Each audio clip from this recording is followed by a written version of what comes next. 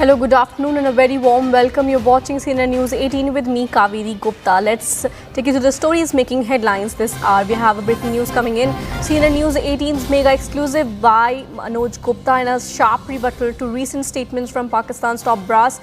Indian sources have dismissed General Shamshad Mirza's remarks at the Shangri-La dialogue as baseless and lacking factual understanding. Top intelligence source says that such narratives are part of Pakistan's domestic propaganda aiming to frame India as a water aggressor to stoke nationalism and militarism.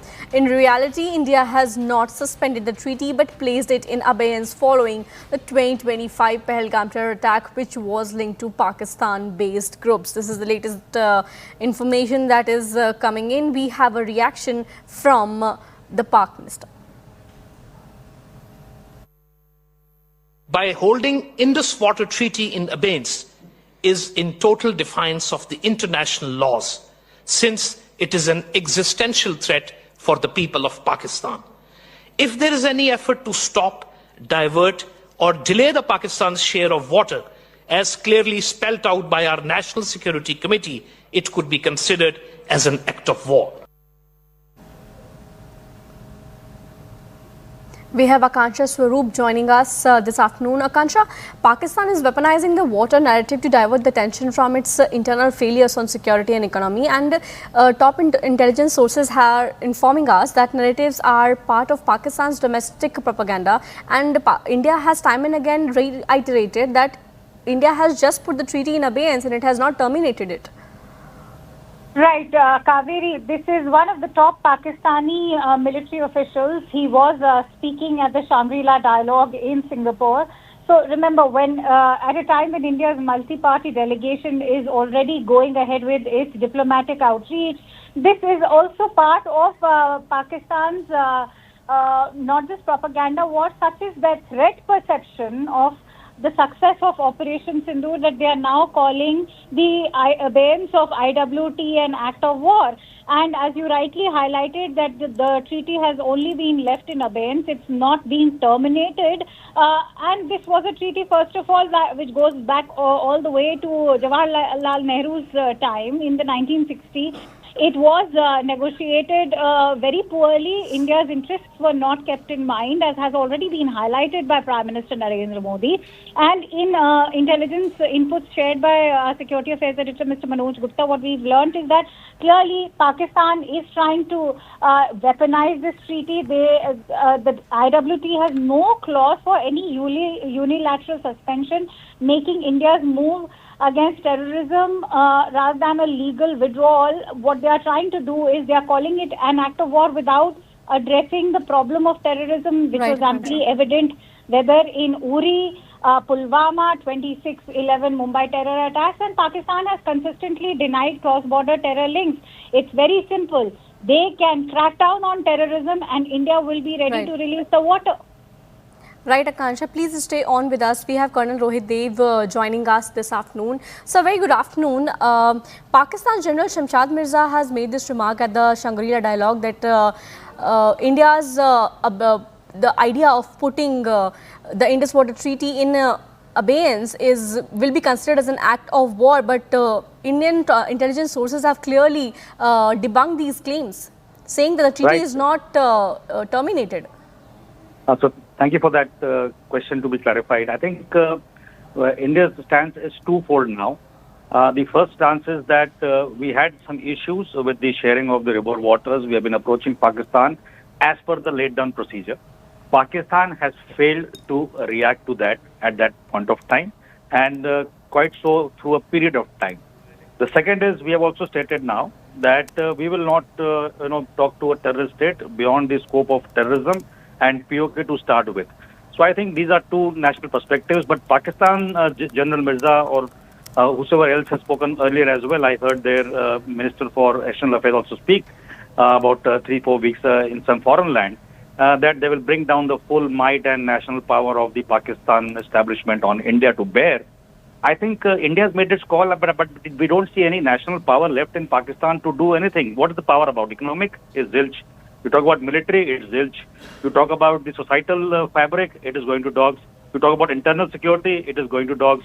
So I think Pakistan needs to understand, rather than making these rhetorical statements that they will do this and that, and trying to appeal to the Western, media and the flip side think tanks and research, institutes they have there, where then they will go and write some eulogies about Pakistan and how Pakistan should be saved and how India is doing something which is aggressive. I think time has come for Pakistan to understand it makes no difference to a country like India anymore. So we have felt the brunt of this, entire tirade against India for the long time through terrorism. We have also felt the tirade of economic support to Pakistan by powers, it may be in West or in Europe or wherever. And we understand that that needs to be curbed, and we know how to curb it. Now, coming to the, held in abeyance, this treaty as well, where will they go? There is no third party. It was just a goodwill gesture which somebody did at some point of time after the 65 war. It has continued for some time. And it doesn't suit India. India has got a population which needs to be supported. It needs economic growth, needs to be supported. It needs water for industry, for people consumption, for many other things. Right. So India is going to decide. And the last part about this I want to say is somebody making some kind of a connection between being a upper riparian here vis-a-vis China being upper riparian in the Tibetan region. I think that is absolutely flawed argument, both from the perspective of how much water flows into and it is consumed in India, A. B, the relations are bilateral in nature. It has nothing to do with, a loose remark by Pakistan or China talking about tit for tat. It doesn't happen like that.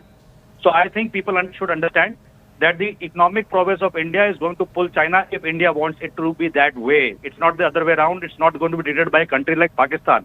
So which national power are they talking about? And India has already made this abeyance very clear a few weeks ago. So where is the national power of Pakistan trying to put its might and get to us? I don't see it happening. So I think, these hollow noises and these sidekick, dialogues which happen in Pakistan generally has a seat at some tables these days as well. I think India will do well to make sure that these tables are also vacated by Pakistan in the future as well. And that's our progress economically and geopolitically. So I think we are reaching there. And Pakistan needs to think, more than once now that what they utter. Uttering is one thing, playing to the gallery is another, and trying to ask for money on that pretext that we are suffering, give us more money, more aid, more water, whatever they want to do, they can do. But India is going to decide on its own term and not on Pakistani's, assertive claims or Pakistani's weakness it showcases to the world to seek money. It's not going to happen anymore. Right. Thank you so much, Rohit Dev, for bringing all of that information, putting all of that into perspective for our viewers. Also, we have Akansha with us. Akansha, do you think that India should capitalize on this momentum? Absolutely, and India already is, because remember, what is very important to remember is that when this treaty was negotiated, Kaveri, back in the 1960s, for all of these decades, India has respected this treaty. In fact, India suspended the 1960 Indus Waters Treaty in April this year. Remember, all the way since 1960, it remained intact despite consistent terror attacks being sponsored by Pakistan, whether it was the 2001 Parliament terror attack or Mumbai 26/11, Uri, Pulwama. You have a history, and Pahalgam was perhaps the tipping point when India said that enough is enough. And it is the Indus Waters, the eastern front of India's share of rivers, that was being utilized by Pakistan. As Prime Minister has already been highlighting that there will be no talks with Pakistan till they crack down on terrorism and address POK. In fact, it is the Indus Waters that has brought Pakistan to its knees. It's a dry country, and agriculture in Pakistan is heavily dependent on the Indus Waters. And so finally they've been brought down to the knees. And what you hear right now of General Shamshad, whatever he's saying, Shamshad Mirza in Singapore, is a rattled Pak army. So they can carry on their proxy wars. But if there's going to be no water, their economy is already in massive, huge debt. They will not be able to survive. And so India already has capitalized on this momentum. How we want to approach the issue of China, as we've been highlighting how China is also staking claim. India is going to need the support of its time-tested allies like Russia and perhaps to an extent even Israel. Right, thank you, Akansha. India has clearly brought Pakistan to its need by this diplomatic strike, and right now we're shifting focus. In a strong message to Pakistan, Chief of Defence Staff General Anil Chauhan has said that India has